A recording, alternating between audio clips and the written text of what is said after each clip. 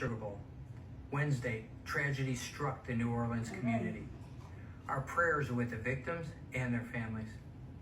We also need to be stronger together by overcoming an addiction to divisiveness and negativity. Join Allstate working in local communities all across America to amplify the positive, increase trust, and accept people's imperfections and differences. Together, we win. And I got a message to Allstate CEO. Woke is dead. This is no time for DEI, man. People are dying. This is the time to love this country, to love our fellow brothers and sisters in America, and stand up against radicalism, not any time to try to accept people's differences. You know what? If you want to be different, be different. But in the United States of America, we are aligned in one thing. We're one nation under God. We have each other's back, and we stand up for the United States of America. And there shouldn't be any other message coming out of anyone's mouth, no matter what CEO you are of any company. Let's unite as America. Let's stand up for this country. Let's come together as brothers and sisters. The United States of America, a nation built of people from all over the world. That's who we are. And that should be the only message coming out right now. And I just pray for all those people in New Orleans and really across this country that are having to deal with all this heinous violence. You know, before we let you go, I want to talk to you about the half-brother of the New Orleans terror attack suspect. He told Fox News he didn't see any warning signs that this could happen. He said that he struggled to find himself throughout his life, and he said his half-brother joined the Army to find something to set him straight and to ground him and maybe find a viable career path. Following his 2 divorces, his brother said that he was looking for some type of guidance. You know, what is happening to these people who are being radicalized? Because we're seeing it more and more. I mean, this guy fought in Afghanistan for America and then turns around years later and does something like this to Americans. How does this keep happening?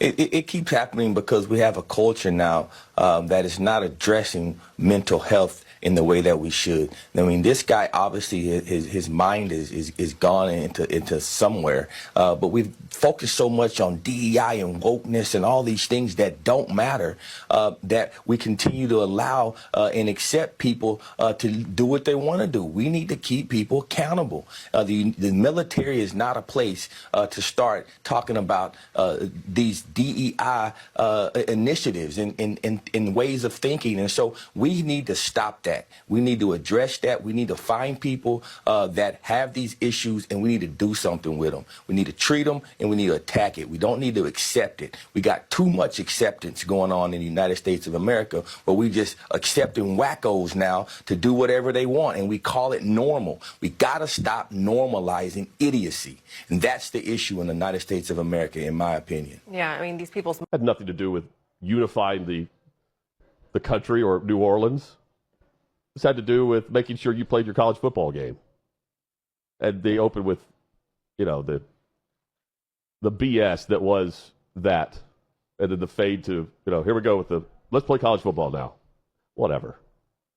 Hopefully more people read into that and saw straight through it the way we did. It was a 30-second video that you should have cut off at about 10 seconds. That first 10 seconds, you know, honoring the victims, talking about the sadness of the city of New Orleans after a terror attack. Just end it there and do nothing else. There are a number of mistakes being made here. One, do not try to sell your product during a time of sadness and grief like this in the wake of a terror attack, because I don't even like the tone of, now's the time to join with our Allstate representatives and agents in your community to bring up togetherness and do away with divisiveness and all that. Now's not the time to sell. So don't do that in your pre-prepared message that you're delivering to America. And yeah, I mean, tone deaf, you could call it a lot of things. I call it just stupid to go that route. I mean, look, this was a terror attack. This is not a time to shine a light on, boy, you know, we're just really not together and things like this are happening because we're not together. No, there's no even trying to find the other side of this or anything. One person decided to take human lives in a terror attack. There's no, hey, we need to be better or we need to be more together. No, let's talk about the evil that is, and let's stand with the victims in the city of New Orleans and the first responders and the police department and the FBI and everyone that's working to make things safe in the wake of a terror attack. So I thought it was terrible. I thought it was stupid. I think they got bad advice. I don't know if it was this person that's in the video that wanted to do this, but Hutton, they ended up deleting all of the traces of it on social media. Thomas Wilson is the CEO. Yeah, but they deleted it everywhere else. Allstate is taking some backlash after their CEO told Americans to overcome their addiction to divisiveness in a video message following the New Year's Day attack in New Orleans. We also need to be stronger together by overcoming an addiction to divisiveness and negativity. Join Allstate working in local communities all across America to amplify the positive, increase trust, and accept people's imperfections and differences. Together, we win. Come on, America. Stop being so negative. You just need to be accepting of the radical Islamic jihadist who had the imperfection of wanting to plow through a crowd of people with the truck. It wasn't murder. He just had a different point of view on whether their hearts should keep beating. The guy didn't need a prison cell. He needed a yoga retreat. The Allstate CEO says, together we win. But I think we can all agree together that he's tone deaf. Allstate, you're in good hands, as long as you don't mind those hands completely missing the point. If you want to make a comment at the beginning of the broadcast about the tragedy that occurred, I think that's absolutely appropriate. In fact, it's the right decision. So kudos for your first 10 seconds there, Tom. And then after that, you lost the entire country.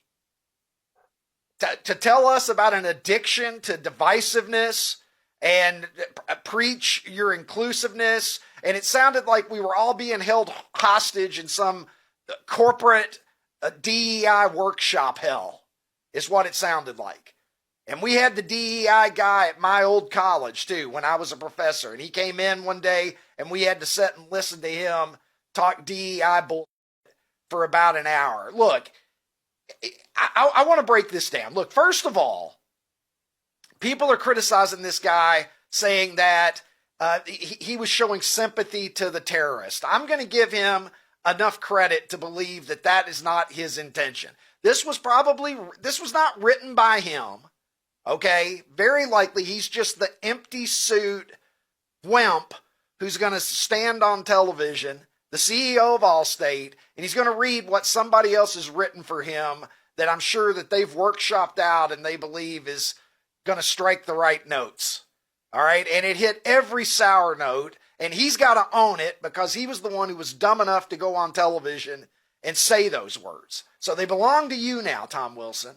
And you're going to sit here and you're going to talk about how we need to come together and we need to get over our divisiveness, our addiction to divisiveness, and preach your religion of inclusivity and all of this right on the heels of a terror attack that claimed the lives of 15 Americans.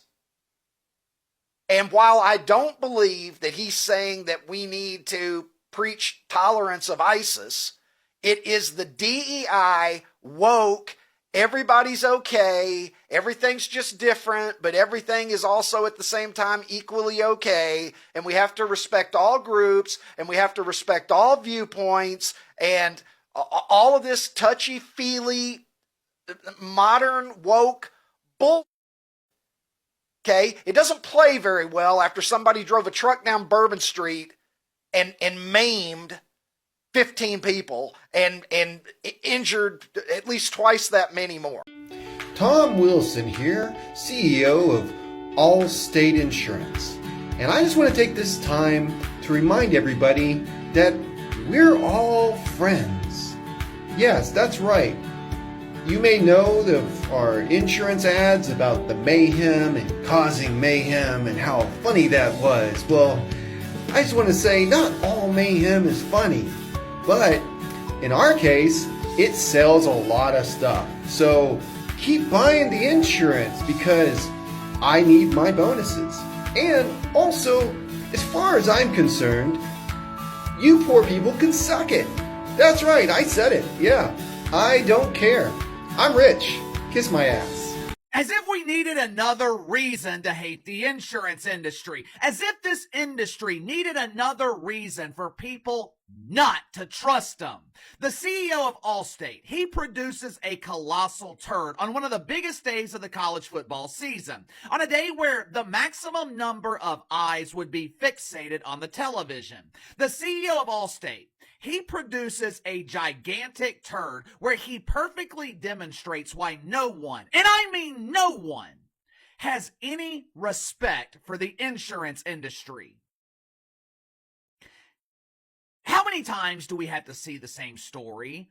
When are they going to learn? How many examples is it going to take? How many times are these woke corporations going to bury themselves in the woke cemetery? I mean, there's no more room left. The Undertaker is working overtime. He has been busy burying media careers, and now Allstate is sending in a request for the Undertaker to bury an entire corporation. You know, we went over to my sister's house on New Year's Eve, and while we were over there, I was talking to one of my cousins about insurance. He feels the same way that I do, the same way I'm sure all of you guys feel about insurance. It's a complete ripoff. But I was telling him how I didn't have health insurance when I quit my job to pursue YouTube full time, and how I wouldn't have health insurance today if I didn't have a family. Now, obviously, I would have catastrophic coverage, but I wouldn't be paying out the ass every month for some doofus policy that fights harder to not provide me service than it does to provide what I'm actually paying for. I was telling my cousin how much cheaper things used to be when I didn't have insurance. I'd go to the dentist for a cleaning, $75. When I go to the dentist now with insurance, it's $100. When I went for routine doctor's visits, they had a hell of a lot more leeway with the pricing when I did not have health insurance. Like I said, it is a complete ripoff. The insurance industry doesn't need assistance when it comes to being hated. The insurance industry doesn't need assistance when it comes to people having no respect for them.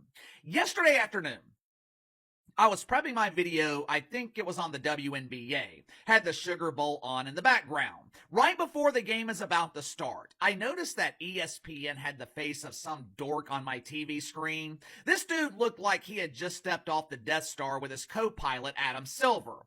I thought he was about to start speaking Martian. I was waiting for the closed captioning on the screen, but to my surprise, he was speaking perfect English.